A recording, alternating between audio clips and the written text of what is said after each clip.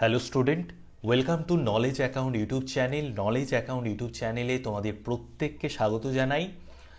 Miscellaneous এবং clerkship এই দুটো পরীক্ষাকে কেন্দ্র করে আমি জিএসের কোশ্চেন অ্যান্সারের ক্লাস নিয়ে এসেছি। আর তার সাথে বলে দিই, ওয়েস্ট বেঙ্গল পুলিশের কনস্টেবলের হিউজ পরিমাণে একটা ভ্যাকেন্সি বেরিয়েছে। তো সেই West Bengal police constable SI পরীক্ষাকে কেন্দ্র করে আমাদের 2024-এ একটা পরিবর্তন ব্যাচ নিয়ে আসা হয়েছে। এখানে তোমরা 500+ মক টেস্ট পাবে, 250 ঘন্টার ওপর লাইভ এবং রেকর্ডেড ক্লাস পাবে এবং 270-এর ওপর পিডিএফ পাবে। এই ব্যাচের দাম হচ্ছে 980 টাকা। এই কুপন কোড ইউজ করলে এই 980 টাকায় এই ব্যাচ তোমরা পারচেস করতে পারবে। এই ব্যাচে সমস্ত সাবজেক্ট অধ্যায় ভিত্তিকভাবে তোমাদেরকে সুন্দরভাবে পড়ানো হবে। আর যারা পিএসসি ক্লার্কশিপের জন্য প্রস্তুতি নিচ্ছ তাদের জন্য যে ব্যাচটা আছে সেটা প্রিলি এবং মেন্স এই দুটো পরীক্ষাকেই পুরোটা কভার করবে এবং এইখানেও তোমরা অধ্যায় ভিত্তিক ক্লাস পাবে, এমসিকিউ প্রশ্ন পাবে, রাইটিং প্র্যাকটিস করানো হবে এবং তোমাদের অভিজ্ঞ যারা শিক্ষক আছেন তারা কিন্তু তোমাদের রাইটিং চেক করবেন। তো এই ব্যাচের প্রাইস হচ্ছে 1080 টাকা। এই ব্যাচগুলোর পারচেস করার লিঙ্ক আমাদের এই ভিডিওর ডেসক্রিপশানে দেওয়া আছে। ওকে, আর যদি ব্যাচ পারচেস করার পর কোনো রকম কোনো প্রবলেম হয়, আমাদের এটা হেল্পলাইন নাম্বার, এই হেল্পলাইন নাম্বারে তোমরা কল করে তোমাদের প্রবলেম জানাতে পারো। ওকে, তো চলো ফার্স্ট কোশ্চেনে আজকে চলে যাই। ভিল বিদ্রোহ কোথায় হয়েছিল? তো ভিল বিদ্রোহ কোথায় হয়েছিল? আমাদের রাইট অ্যান্সার হয়ে যাবে খন্দেশ। ঠিক আছে, ভিল বিদ্রোহ কোথায় হয়েছিল? খন্দেশ।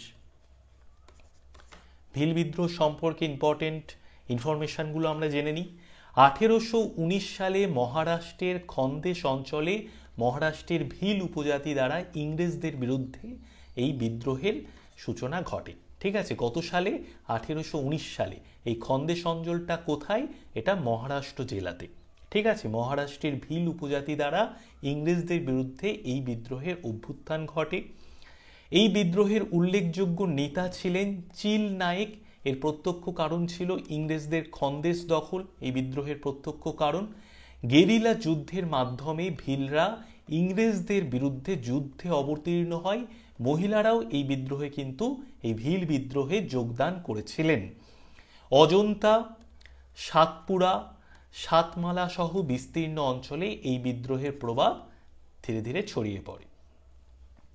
বাংলার তারিকা আন্দোলনের নেতা কে ছিলেন? বাংলার তারিকা আন্দোলনের নেতা হলেন তিতুমির। রাইট অ্যান্সার হয়ে যাবে আমাদের তিতুমির। তিতুমির হলেন বাংলার তারিকা আন্দোলনের নেতা। বাংলার তারিকা আন্দোলনের নেতা ছিলেন তিতুমির।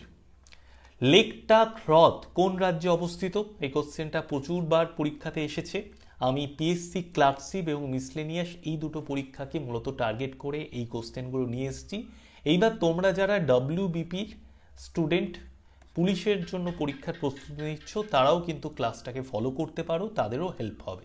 তো লেকটাক হ্রদ কোন রাজ্যে অবস্থিত? লেকটাক হ্রদ অবস্থিত মণিপুর রাজ্যে। মণিপুর রাজ্যে লেকটাক হ্রদ অবস্থিত। লেকটাক হ্রদ মণিপুরে অবস্থিত। লেকটাক হ্রদ উত্তর পূর্ব ভারতের বৃহত্তম স্বাদু জলের হ্রদ। এটি বর্ষাকালে পৃষ্ঠের আয়তন হচ্ছে 287 বর্গ কিলোমিটার থেকে 500 বর্গ কিলোমিটার পর্যন্ত হয়। ঠিক আছে, লেকটাক হ্রদের আয়তন বর্ষাকালে। হ্রদটি ভারতের মণিপুর রাজ্যের ময়রাংয়ে অবস্থিত। পাট চাষের প্রধান ক্ষেত্র হলো, তো পাট চাষের প্রধান ক্ষেত্র কোন জেলা? আমরা জানি পাট চাষের প্রধান ক্ষেত্র আমাদের পশ্চিমবঙ্গ রাজ্য। সরি, জেলা বলে ফেলেছি, এটা রাজ্য হবে। পাট চাষের প্রধান ক্ষেত্র কোন রাজ্য? আমাদের পশ্চিমবঙ্গ রাজ্য। ভারতে পাট চাষ পশ্চিমবঙ্গের স্থান প্রথম পাট চাষে। পশ্চিমবঙ্গ, আসাম, বিহার এই সমস্ত রাজ্যে পাট উৎপাদনকারী রাজ্য। দেশের মধ্যে এই পশ্চিমবঙ্গ, আসাম, বিহার এগুলো হচ্ছে প্রধান পাট উৎপাদনকারী রাজ্য, যা দেশের মোট পাট এলাকা এবং উৎপাদনের প্রায় 98% এখান থেকেই পাট উৎপাদন হয়। পাট চাষের জন্য উপযুক্ত জলবায়ু কি? জলবায়ু লাগে উষ্ণ আর্দ্র জলবায়ু লাগে। পশ্চিমবঙ্গে পাট চাষের জন্য সবচেয়ে সফল কারণ এখানে বদ্বীপ অঞ্চল, পলিসমৃদ্ধ বদ্বীপ অঞ্চলের জন্য এখানে পাট চাষ খুব ভালো হয়। এখানে সারা বছর গরম থাকে এবং গঙ্গার উপনদীগুলি থেকে 200 সেন্টিমিটারের ওপরে ভারী বৃষ্টিপাত খাদ্যের জন্য প্রচুর এখানে জল পাওয়া যায়, স্বাদু জলের জল পাওয়া যায়। কোন জায়গাকে সাঁওতালরা দামিন ই কোহ বলতো? কোন জায়গাকে সাঁওতালরা দামিন ই কোহ বলতো? তো দামিন ই কোহ কোন জায়গাকে সাঁওতালরা বলতো? রাজমহল পাহাড়কে। ঠিক আছে, রাজমহল পাহাড়কে সাঁওতালরা দামিন ই কোহ বলতো। তো রাইট অ্যান্সার হয়ে যাবে রাজমহল পাহাড়। দামিনী কোহ সাঁওতালি শব্দ যার অর্থ হলো পাহাড়ের পাদদেশ। রাজমহল পাহাড়ের প্রান্তদেশে গভীর অরণ্যে সাঁওতাল সম্প্রদায় করমুক্তভাবে বসবাস করত, কিন্তু পরবর্তীকালে জমিদার ও ইংরেজরা এই অঞ্চলে কর চাপাতে শুরু করে। এই করের বিরুদ্ধেই সাঁওতাল বিদ্রোহের সূত্রপাত হয়। গন্ডোয়ানা স্তর কিসের জন্য বিখ্যাত? তো গন্ডোয়ানা স্তর কিসের জন্য বিখ্যাত? কয়লা, কয়লার জন্য গন্ডোয়ানা স্তর বিখ্যাত। তো রাইট অ্যান্সার হয়ে যাবে কয়লা। গন্ডোয়ানা স্তর কয়লা ও প্রাকৃতিক গ্যাসের জন্য এই গন্ডোয়ানা যুগটা বিখ্যাত। বাড়ির কাজে ব্যবহৃত ফিনাইল নিম্নলিখিত কোন দ্রব্যটি সম্পর্কিত? তো বাড়ির কাজে ব্যবহৃত যে ফিনাইল আমরা ব্যবহার করি, তো নিম্নলিখিত এই বেনজিনটা ফিনাইলের সাথে সম্পর্কিত। তো রাইট অ্যান্সার হয়ে যাবে বেনজিন। বাড়ির কাজে ব্যবহৃত ফিনাইলের একটি মূল উপাদান হলো ফেনল, যা একটি বেনজিন জাত রাসায়নিক। ঠিক আছে, বৃহৎ স্নানাগার সেটা কোথায় পাওয়া গেছে? বৃহৎ স্নানাগার পাওয়া গেছে হরপ্পা মহেঞ্জোদারোতে। মহেঞ্জোদারোতে বৃহৎ স্নানাগারটা পাওয়া গেছে, তাই তো? তো বৃহৎ স্নানাগার হয়ে যাবে রাইট অ্যান্সার। কোথায় পাওয়া গেছে? মহেঞ্জোদারো। বৃহৎ স্নানাগারটি মহেঞ্জোদারোতে পাওয়া গেছে 1922 সালে। আর.ডি. ব্যানার্জি মহেঞ্জোদারো আবিষ্কার করেছেন। ভারতে প্রথম চটকল স্থাপিত হয় কোন সালে? ভারতে প্রথম চটকল স্থাপিত হয়, এখানে অপশানগুলো ভুল দেওয়া আছে, 1855 সাল হবে। ঠিক আছে, 1855 সালে ভারতে প্রথম চটকল স্থাপিত হয়। 1855 সালে বাংলার রিষড়াতে ভারতের প্রথম পাটকল স্থাপিত হয়। কোন বছর বিধবা বিবাহ আইন পাশ হয়? তো কোন বছর বিধবা বিবাহ আইন পাশ হয়েছিল? 1856 সালে বিধবা বিবাহ আইন পাশ হয়েছিল। 1856 সালে লর্ড ক্যানিং বিধবা বিবাহ আইন পাশ করেন। হিন্দু বিধবা বিবাহ আইন 1856 সালে প্রণীত ভারতের বিধবার অবস্থার উন্নতির জন্য একটি বড় সামাজিক সংস্কার ছিল। এর পূর্বে 1829 সালে লর্ড উইলিয়াম বেন্টিং সতীদাহ প্রথাও বিলুপ্ত করেছিলেন। ঠিক আছে, 1829 সালে লর্ড উইলিয়াম বেন্টিং সতীদাহ প্রথা বিলুপ্ত করেন, আর হিন্দু বিধবা বিবাহ আইন নিয়ে আসা হয় 1856 সালে। লর্ড ক্যানিং এই আইন পাশ করেন। হিন্দু বিধবা বিবাহ 1856 খসড়া লর্ড ডালহৌসি প্রস্তুত করেন এবং এটি পাশ করেছিলেন কে? লর্ড ডালহৌসি। 1940-এ মুসলিম লীগের কোন অধিবেশনে মুসলমানদের পৃথক জাতি পরিচয় গৃহীত হয়? 1940-এ মুসলিম লীগের কোন অধিবেশনে মুসলমানদের পৃথক জাতি পরিচয় গৃহীত হয়? করাচি, সিন্ধু, লাহোর, পাটনা। তো রাইট অ্যান্সার হয়ে যাবে লাহোর অধিবেশনে। 1940-এ মুসলিম লীগের লাহোর অধিবেশনে মুসলমানদের পৃথক পরিচয় গৃহীত হয়। 1940 সালে মুসলিম লীগের লাহোর অধিবেশনে মুসলমানদের পৃথক জাতি পরিচয় গৃহীত হয়। এই অধিবেশনে সভাপতি কে ছিলেন? A.K. ফজলুল হক। বন সংরক্ষণের মাধ্যমে প্রতিরোধ ঘটে। তো বন সংরক্ষণের মাধ্যমে কি প্রতিরোধ ঘটে? বন সংরক্ষণের মাধ্যমে ভূমিক্ষয়, দূষণ, বন্যা এই তিনটে জিনিসেরই কিন্তু প্রতিরোধ ঘটে। তো উপরোক্ত সবকটি হয়ে যাবে আমাদের রাইট অ্যান্সার। ভূমিক্ষয়, দূষণ, বন্যা সকল প্রাকৃতিক বিপর্যয়গুলির কিন্তু বন সংরক্ষণের মাধ্যমে প্রতিরোধ ঘটে। কোন নদী কাশ্মীর উপত্যকা দিয়ে প্রবাহিত? শতদ্রু, ইরাবতী, চন্দ্রভাগা, ঝিলাম। তো কোন নদী কাশ্মীর উপত্যকা দিয়ে প্রবাহিত? রাইট অ্যান্সার হয়ে যাবে ঝিলাম। ঝিলাম নদী কাশ্মীর উপত্যকা দিয়ে প্রবাহিত। কাশ্মীর উপত্যকা দিয়ে ঝিলাম নদী প্রবাহিত। আইহল প্রশস্তি কে রচনা করেন? আইহল প্রশস্তি কে রচনা করেছেন? রবি কীর্তি। রবি কীর্তি আইহল প্রশস্তি রচনা করেছেন। আইহল প্রশস্তি কে রচনা করেন? রবি কীর্তি হয়ে যাবে আমাদের সঠিক অ্যান্সার। ক্লাস যদি ভালো লাগে অবশ্যই লাইক করে দিও। আর এবার থেকে আমি পিএসসি ক্লার্কশিপ এবং মিসলেনিয়াস এই দুটো পরীক্ষাকে কেন্দ্র করে এই ধরনের ক্লাস নিয়ে আসবো, সেই স্ট্যান্ডার্ড অনুযায়ী আমি কোশ্চেন নিয়ে আসবো। আর তোমরা যারা ওয়েস্ট বেঙ্গল পুলিশের পরীক্ষার্থী তারাও কিন্তু ক্লাসগুলোকে ফলো করতে পারো।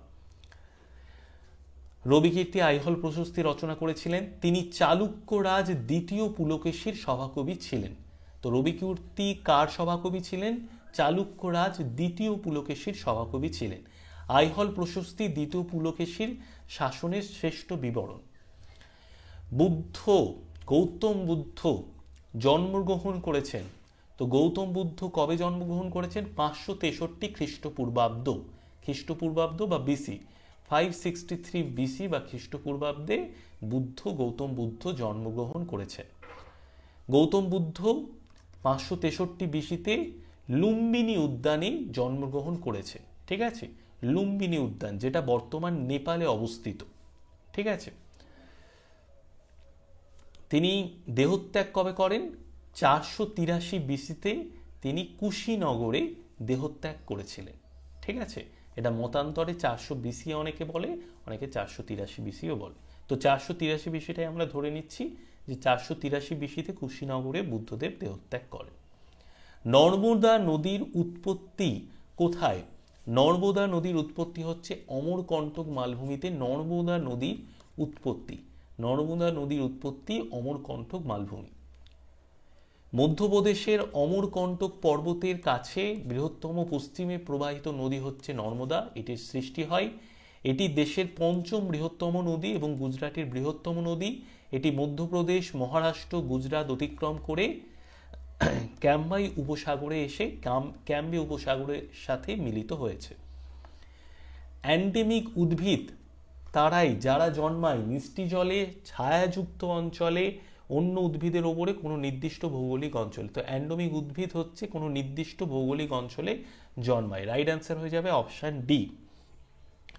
অ্যান্ডোমিজম হলো একটি প্রজাতির অবস্থা যা একটি নির্দিষ্ট সংজ্ঞায়িত ভৌগোলিক অবস্থানের অধিবাসী, যেমন একটি দ্বীপ, রাজ্য, জাতি, দেশ বা অন্যান্য সংজ্ঞায়িত অঞ্চল। যেসব জীব কোনো স্থানের অধিবাসী তারা যদি অন্যত্র পাওয়া যায় সেগুলি স্থানীয় নয়। বিখ্যাত ছবি ভারত মাতা কে এঁকেছিলেন? ভারত মাতার এই যে বিখ্যাত ছবিটা, এই ছবিটা কে এঁকেছিলেন? অবনীন্দ্রনাথ ঠাকুর এঁকেছিলেন। ঠিক আছে, অবনীন্দ্রনাথ ঠাকুর হয়ে যাবে আমাদের রাইট অ্যান্সার। অবনীন্দ্রনাথ ঠাকুর এই ভারত মাতার এই বিখ্যাত ছবিটা এঁকেছিলেন। তো বিখ্যাত চিত্র ভারত মাতা এঁকেছিলেন অবনীন্দ্রনাথ ঠাকুর কত সালে? 1905 সালে। চিত্রটিতে একটি গেরুয়া বসন পরিহিত মাতৃমূর্তি, একজন সাধ্যের মতো পোশাক পরা একজন মাতৃমূর্তি গেরুয়া বসন পরিহিত আমরা দেখতে পাই, এবং তার চার হাতে একটি বই আছে। চার হাতে কি আছে? একটি হাতে বই আছে, একটি হাতে ধানের গোছা, সাদা কাপড়ের একটি টুকরো আছে, আর একটি হাতে রুদ্রাক্ষের মালা দেখানো হয়েছে। ঠিক আছে, চার হাতে একটি বই, একটা ধানের গোছা, আরেকটা হাতে সাদা কাপড়ের টুকরো, আরেকটা হাতে রুদ্রাক্ষের মালা। এটা 1905 সালে অবনীন্দ্রনাথ ঠাকুর এই ভারত মাতার ছবিটি এঁকেছিলেন, গেরুয়া বসন পরিহিত একটি মাতৃমূর্তির ছবি। পৃথিবী পৃষ্ঠে যতটা অংশে জীবন বিরাজ করে তা হলো বায়োস্ফিয়ার। পৃথিবী পৃষ্ঠে যতটা অংশে জীবন বিরাজ করে তা হলো বায়োস্ফিয়ার। অপশন ডি হয়ে যাবে আমাদের রাইট অ্যান্সার। বায়োস্ফিয়ার অংশে পৃথিবী পৃষ্ঠে জীবন বিরাজ করে। জীবমণ্ডল হলো একটি বিশ্বব্যাপী বাস্তুতন্ত্র যা জীবিত জীব এবং অ্যাবায়োটিক নির্জীব উপাদানগুলির সমন্বয়ে গঠিত, যা থেকে তারা শক্তি ও পুষ্টি গ্রহণ করে। বিপিএল মানে কি? বিপিএল মানে বিলো পভার্টি লেভেল। দারিদ্র সীমার নিচে যারা বসবাস করে তাদেরকে বিপিএল বলা হয়। ঠিক আছে, তো বিপিএল মানে হচ্ছে below poverty level, below poverty line, level বলছি ভুল করে, below poverty line, below poverty line. BPL হচ্ছে বিলো পভার্টি লাইন। ভারত সরকার অর্থনৈতিক অসুবিধা নির্দেশ করতে এবং সরকারি সহায়তা ও সাহায্যের জন্য দারিদ্র সীমার নিচে ব্যক্তি ও পরিবারকে চিহ্নিত করতে এটি একটি মানদণ্ড ব্যবহার করেছে। ঠিক আছে, এটি বিভিন্ন প্যারামিটার ব্যবহার করে নির্ধারিত করা হয়, যা রাজ্য থেকে রাজ্যের মধ্যে পরিবর্তিতও হয়। পূর্ব ও পশ্চিম ঘাটের সংযোগস্থল হল পালনি পর্বত, নীলগিরি পর্বত, পালঘাট গ্যাপ, আন্নামালাই পর্বত। তো পূর্ব ও পশ্চিম ঘাটের সংযোগস্থল কোনটি? নীলগিরি পর্বত। পূর্ব ও পশ্চিম ঘাটের সংযোগস্থল হচ্ছে নীলগিরি পর্বত। রাইট অ্যান্সার হয়ে যাবে নীলগিরি পর্বত, অপশন বি। পূর্ব পশ্চিম ঘাটের সংযোগস্থল নীলগিরি পর্বত। নীলগিরি পর্বত ভারতের পশ্চিম তামিলনাড়ুর পশ্চিম ঘাটের অংশ। নীলগিরি পর্বতমালার কমপক্ষে 24টি চূড়া 2000 মিটারের বেশি উচ্চ। আর সর্বোচ্চ শৃঙ্গ কোনটা নীলগিরি পর্বতমালার? দোদা-বেতা। ভারতবর্ষের রাষ্ট্র ব্যবস্থা হলো ফেডারেল। ভারতবর্ষ ফেডারেল স্ট্রাকচার, যুক্তরাষ্ট্রীয়। তো অপশন এ হয়ে যাবে আমাদের রাইট অ্যান্সার। উত্তরবঙ্গের পূর্বতম নদী কোনটি? উত্তরবঙ্গের পূর্বতম নদী তোরসা, রাইডাক, মেছি, পাগলা। তো এটা থাকছে তোমাদের হোমওয়ার্ক। যারা যারা কোশ্চেনের অ্যান্সারটা করতে পারবে তারা কিন্তু প্রত্যেকেই কমেন্টে তোমাদের অ্যান্সারটা দেবে। উত্তরবঙ্গের পূর্বতম নদী কোনটি? ভারতের অর্থনীতি এটি একটি মিশ্র অর্থনীতির উদাহরণ। ভারতের অর্থনীতি হচ্ছে একটি মিশ্র অর্থনীতি, ঠিক আছে? ভারতের অর্থনীতি একটি মিশ্র অর্থনীতির উদাহরণ। ভারতের অর্থনীতি হলো একটি মিশ্র অর্থনীতির উদাহরণ। মিশ্র অর্থনীতি মূলত ধনতান্ত্রিক অর্থনীতি এবং সমাজতান্ত্রিক অর্থনীতির একটা মিশ্রণ, ঠিক আছে? পদবিহীন উভচর প্রাণী যে বর্গের অন্তর্গত তা হলো, পদবিহীন উভচর প্রাণী যে বর্গের অন্তর্গত সেই বর্গটাকে বলে জিমনোফাউনা। জিমনোফাউনা। পদবিহীন উভচর প্রাণী জিমনোফাউনা বর্গের অন্তর্গত। জিমনোফাউনা হলো উভচর প্রাণীদের একটি দল যার মধ্যে ব্যাঙ বা স্যালামান্ডার এবং সমস্ত উভচর প্রাণী রয়েছে। বাক